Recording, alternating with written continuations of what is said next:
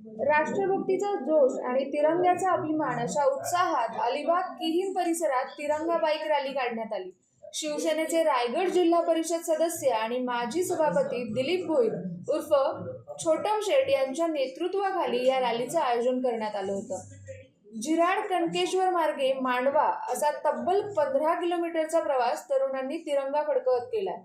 भारत माता की जय, वंदे मातरम आणि जय हिंदच्या घोषणांनी परिसर दुमदुमून गेला। यावेळी मंत्री भरत गोगावले यांनी उपस्थितांना राष्ट्रभक्तीचा संदेशही दिला। आज जर बघितलं तर तिरंगा रॅलीचा आयोजन करण्यात आला। त्याचबरोबर सन्माननीय मंत्री महोदय भरतजी गोगावले साहेब हे आजच्या कार्यक्रमासाठी उपस्थित राहिले। त्याचबरोबर आमदार महेंद्र शेठजी दलवी साहेब आणि पंचायत समितीच्या सभापती भाग्यताताई याही उपस्थित राहिल्या।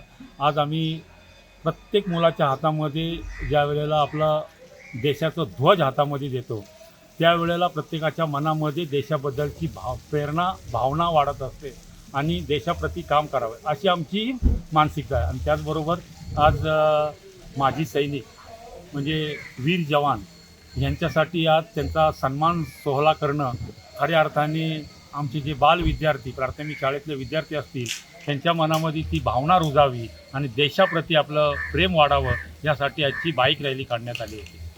रॅली दरम्यान देशसेवा बजावलेल्या माजी सैनिकांचा सन्मान सुद्धा करण्यात आला। त्यांच्या त्यागाला सलाम करत शौर्याला अभिवादन करण्यात आलं। देशप्रेम, राष्ट्रीय एकात्मता आणि तिरंग्याप्रती अभिमानाचा संदेश या रॅलीतून देण्यात आला। न्यूज डेस्क, आपलं नाशिक।